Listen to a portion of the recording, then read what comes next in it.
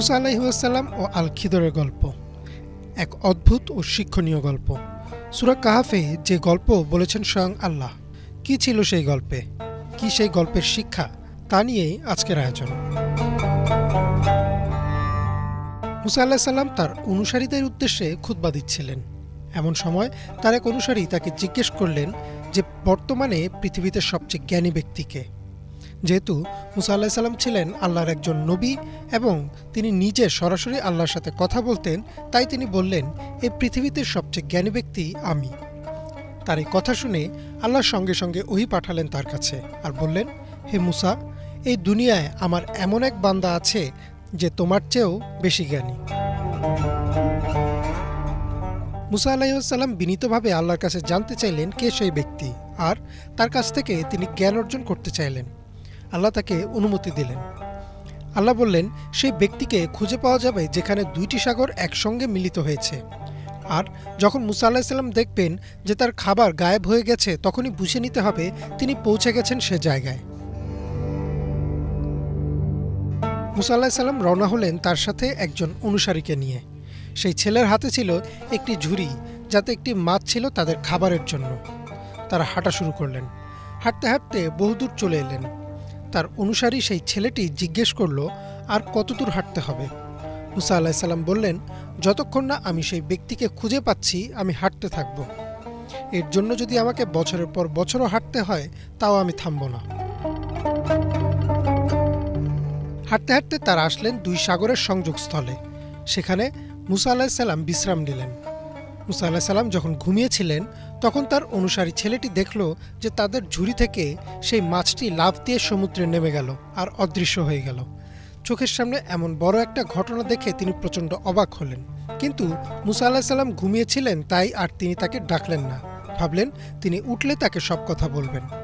কিন্তু মুসা আলাইহিস সালাম ঘুম থেকে ওঠার পর তিনি ঘটনাটা ভুলে গেলেন। তারা আবারও হাঁটা শুরু করলেন। বেশ কিছু দূর গিয়ে মুসা আলাইহিস সালাম খাবার চাইলেন। তখন সেই ছেলেটির মনে পড়ল যে মাছটি তো সমুদ্রে চলে গেছে।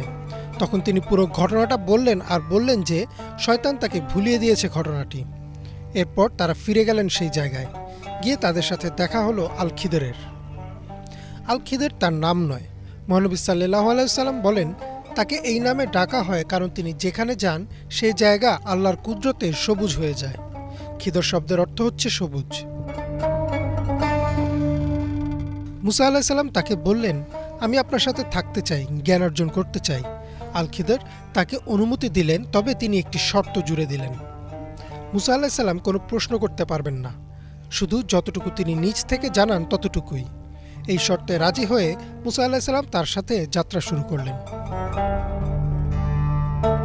তারা নদী পার হওয়ার জন্য এক জাহাজে উঠলেন। জাহাজটি ছিল গরিব একদল জেলের। তারা বিনা পয়সায় তাদের নদী পার করে দিতে চাইলেন। জেলেরা যখন নিজেদের কাজে ব্যস্ত ছিল, তখন আল খিদর একটা কুড়াল নিয়ে জাহাজের নিচের অংশ ভেঙে দিলেন। ফলে জাহাজে পানি ওঠা শুরু করলো। তারা কিনারায় পৌঁছে নেমে গেলেন। তখন মুসা আলাইহিস সালাম অবাক হয়ে জিজ্ঞেস করলেন, তারা বিনা পয়সায় আমাদের নদী পার করে দিয়েছে, অথচ আপনি তাদের এমন ক্ষতি করলেন? এই প্রশ্ন করার পর আল খিদর বললেন, আমি আপনাকে বলেছিলাম কোনো প্রশ্ন করা যাবে না, আপনি প্রশ্ন কেন করলেন? মুসা আলাইহিস সালামের তখন সেই শর্তের কথা মনে পড়ে গেল। তিনি ক্ষমা চাইলেন আর ওয়াদা করলেন যে আর কোনো প্রশ্ন করবেন না। কিছু দূর এগিয়ে তারা দেখলেন একদল ছোট ছেলে মেয়ে খেলা করছে। সেই ছেলে মেয়েদের মধ্যে থেকে আল খিদর একটা ছেলেকে ধরে মাটিতে ফেলে দিয়ে তাকে হত্যা করে ফেলল। মুসা আলাইহিস সালাম ছিলেন আল্লাহর একজন নবী। তার চোখের সামনে এত বড় ঘটনা দেখে তিনি আর চুপ থাকতে পারলেন না। তিনি জিজ্ঞেস করলেন, কেন এই বালককে হত্যা করা হলো? আল খিদর বললেন, আমি আপনাকে বলেছিলাম আপনি ধৈর্য রাখতে পারবেন না, আমাকে প্রশ্ন করবেন। মুসা আলাইহিস সালাম আবার ক্ষমা চাইলেন আর বললেন তাকে শেষ একটা সুযোগ দিতে। আর একবার প্রশ্ন করলে তিনি আর আল খিদরের সাথে থাকবেন না। এরপর তারা একটা শহরে ঢুকলো। প্রচণ্ড ক্লান্ত ক্ষুধার্ত অবস্থায় যখন সেই শহরবাসীর কাছে তারা কিছু খাবার বা পানি চাইল, কেউ তাদের কোনো সাহায্য করল না, এমনকি তাদের খাবার পানিও দিল না। তারা যখন হেঁটে সেই শহর থেকে বের হচ্ছিলেন, তখন দেখলেন একটা ভাঙা দেয়াল। আল খিদর কাউকে কিছু না বলে সেই দেয়াল মেরামত করা শুরু করলেন। তিনি যখন সেই দেয়াল মেরামত করলেন তখন মুসা আলাইহিস সালাম আর চুপ থাকতে পারলেন না। তিনি বললেন, এই শহরে মানুষ আমাদের এক ফোঁটা পানিও দেয়নি। এই দেয়ালটার নির্মাণের বিনিময়ে অন্তত আপনি তাদের কাছে কিছু চাইতে পারতেন। আল খিদর বললেন, ব্যাস, আপনার আর আমার যাত্রা এখানেই শেষ। এটা আপনার শেষ সুযোগ ছিল, আপনি ধৈর্য ধারণ করতে পারেননি। সুতরাং এবার আপনি আপনার রাস্তায় যাবেন আর আমি আমার রাস্তায় যাব।